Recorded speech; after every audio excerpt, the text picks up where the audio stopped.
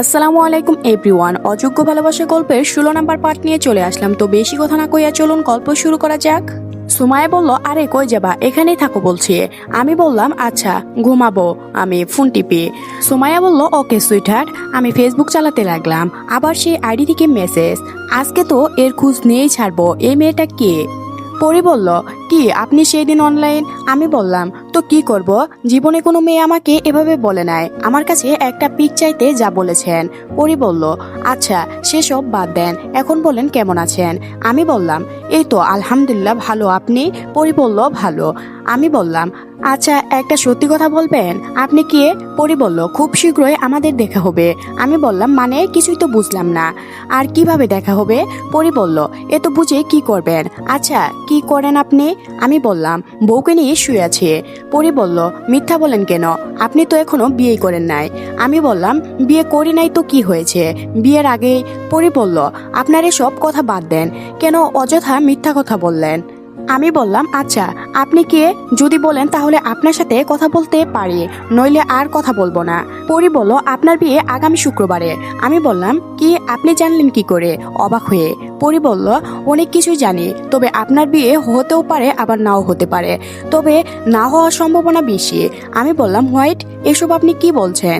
পরি বলল, বিশ্বাস করলেন না তাই তো, যখন হবে তখন বিশ্বাস করতে পারবেন। আমি বললাম এই দেখেন একদম রহস্যময় কথা বলবেন না, আর আমার বিয়েতে আপনার দাওয়াত আসবেন। পরি বলল, আমি আসলে আপনার মান ইজ্জত থাকবে না। আমি বললাম কেন কেন? পরি বলল, কোনো কারণে দেখবেন আপনার বিয়ে ভেঙে গিয়েছে, তখন আমার কথা মনে করবেন, আর এজন্যই আসবো না। আমি বললাম এই দেখুন ফালতু কথা একদম বলবেন না, আমাদের বিয়ে হবে, আর আপনাকে আমি চিনি না জানি না, অযথা আমাকে ভয় কেন দেখাচ্ছেন। পরি বলল, আপনার সাথে আমার দেখাও হয়েছে, কথাও হয়েছে, তবে আপনি আমাকে চিনেন, খুব কাছের মানুষ আমি আপনার। আমি বললাম দেখেন টেনশন বাড়াবেন না, এক কথায় ভালো আমি আপনাকে চিনি না। পরি বলল, আপনার বোন ঈশা কেমন আছে? আমি বললাম আমার বোনকেও আপনি চিনেন? পরি বলল, বলছি তো আপনার সম্পর্কে সব জানি আমি। পরি বলল, একটা কথা বলতে পারি? আমি বললাম কি বলবেন বলেন। পরি বলল, আমি আপনাকে পছন্দ করি। আমি বললাম মানুষ মানুষকে পছন্দ করতেই পারে, এতে বলার কি হলো? পরি বলল, এই পছন্দ সেই পছন্দ না। আমি বললাম দেখেন আপনার রহস্যময় কথা শুনতে আমার একদম ভালো লাগছে না। পরি বলল, নিজের খেয়াল রাখবেন, কারণ আপনার পাশে কেউ থাকবে না, সম্পূর্ণ একা হয়ে যাবেন। যখন আপনি একা হয়ে যাবেন তখন আমাকে একটা মেসেজ করবেন, আমি আছি সব সময় আপনার পাশে। আমি বললাম দেখেন এসব আজাইরা কথাবার্তা আমার ভালো লাগছে না বাই। পরি বলল, আমি এক সপ্তাহে অনলাইনে আসবো না। আমি বললাম তা কেন? পরি বলল, একটু পার্সোনাল দরকার আছে, আর আপনি আমার সাথে কথা বললেন মন খারাপ করবেন, তাই আমি চাই আপনি খুশি থাকেন। আমি বললাম আমার কি, আপনি অনলাইনে আসলে আসেন, না আসলে না আসেন, আপনার যা ইচ্ছা তাই করেন। পরি বলল, একটা কথা কি জানেন? আমি বললাম বলেন। পরি বলল, আজও এই পৃথিবীর মানুষগুলা চিনতে পারলাম না, সবাই স্বার্থপর, নিজের প্রয়োজন মতো আপনাকে ব্যবহার করে আবার আপনাকে ডাস্টবিনে ছুঁড়ে ফেলে দিবে, তবে সেটা আপনি চিন্তাই করতে পারবেন না। আমি বললাম এই কথা বললেন কেন? পরি বলল, বুঝবেন বুঝবেন, তবে এখন বুঝবেন না, জানেন খুব আফসোস হয় আপনার জন্য। আমি বললাম আমার জন্য আপনাকে আফসোস করতে হবে না, জানতো আপনি মাথাটাই নষ্ট করে দিলেন। অফলাইন হয়ে চিন্তা করতে লাগলাম এই মেয়েটা কে আর কি সব রহস্যময় কথা বলে, শুনতেও আমার খুব ভয় লাগে। আসলে আজকে যেন এই মেয়েটার কথা শুনে বুকটা কেমন কেমন যেন তরতর করে কাঁপছে। তবে সত্যি কি সামনে বড় কিছু হতে পারে না? আরে আরে না না না, আমিও কি যে যখন যে যাই বলে তাই নিয়ে চিন্তা করি, তবে এই মেয়ে আমার পরিচয় জানে কিভাবে? সুমাইয়ার দিকে তাকিয়ে দেখি খুব সুন্দর করে আমাকে জড়িয়ে ধরে বুকের মাঝে ঘুমিয়ে আছে। আসলে প্রিয়জনের কাছে থাকলে মনে হয় যেন কোনো টেনশনই থাকে না। সুমাইয়ার চুলগুলো মুখ থেকে সরিয়ে দেখতে লাগলাম, এভাবে দেখলে পরে নেশা হয়ে যাবে।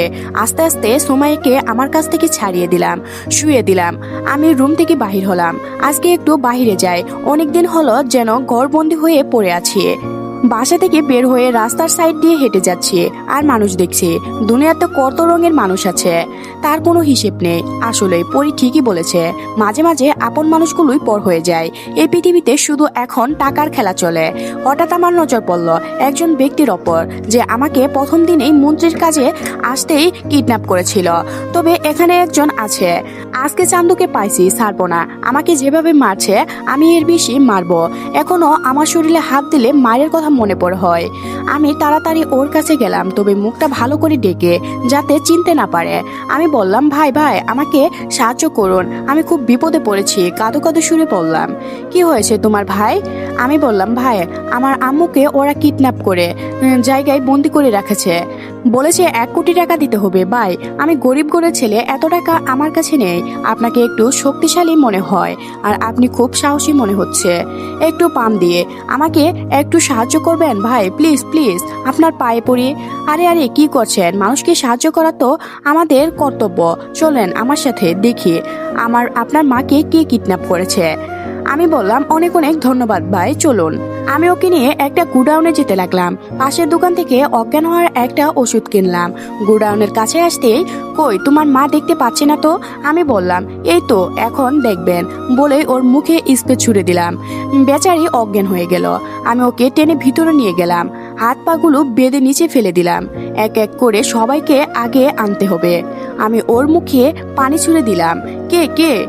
আমি মুখের মাস্ক সরিয়ে, দেখ তো আমাকে চিনতে পারিস কিনা। ভাই আপনি? আমি বললাম, এখন ভাই ডেকে কি করবি? ওদের সবাইকে আসতে বল। ভাই আমাকে এভাবে বেঁধে রাখলেন কেন?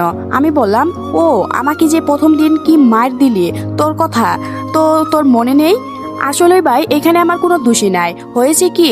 আমি বললাম, কোনো কথাই তোর আমি শুনতে চাই না, পকেট থেকে ফোনটা বের কর, এখানে তোদের নাম্বার আছে তো। কাদের কথা বলছেন?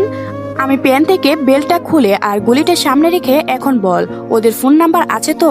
হ্যাঁ হ্যাঁ ভাই আছে, সাইমন লেখা আছে দেখেন। আমি ফোন নাম্বারটা বের করে বললাম, নে কথা বল আর এখানে আসতে বল।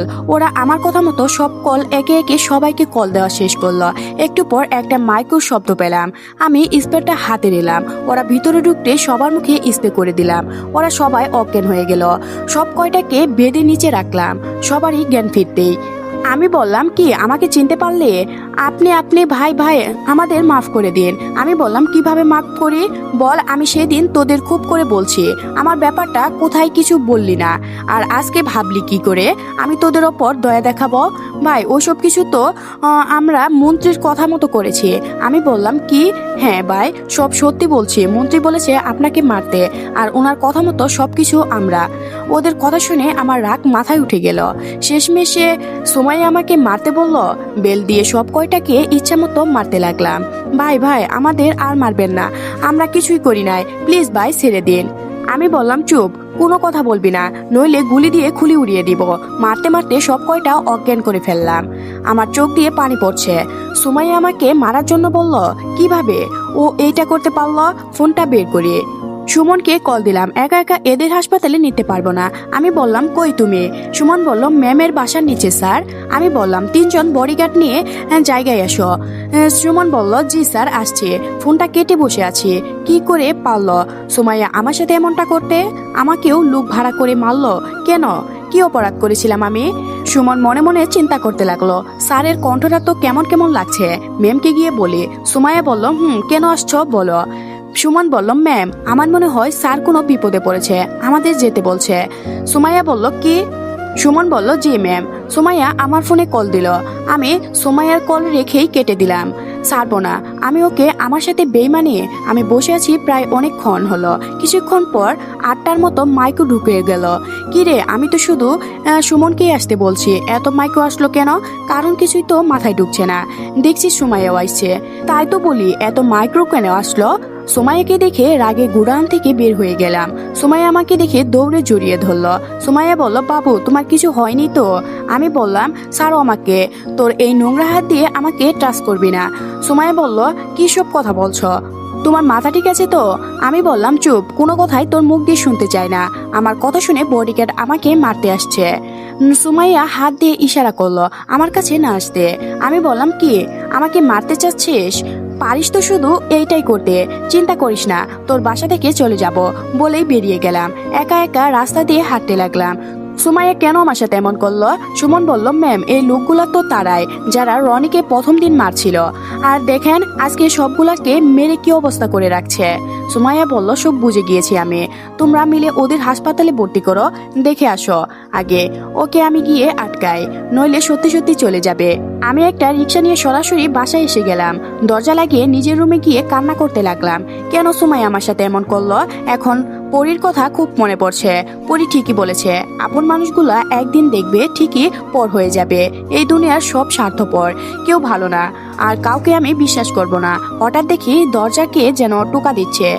আমি চোখের পানি মুছে আমি বললাম, কে কে? সুমাইয়া বলল, রনি, আমার কথাটা একবার শোনো।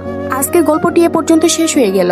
পরবর্তী পার্ট আগে আগে পেতে এই চ্যানেলটি সাবস্ক্রাইব করে রাখবেন। ধন্যবাদ সবাইকে, ভালো থাকবেন।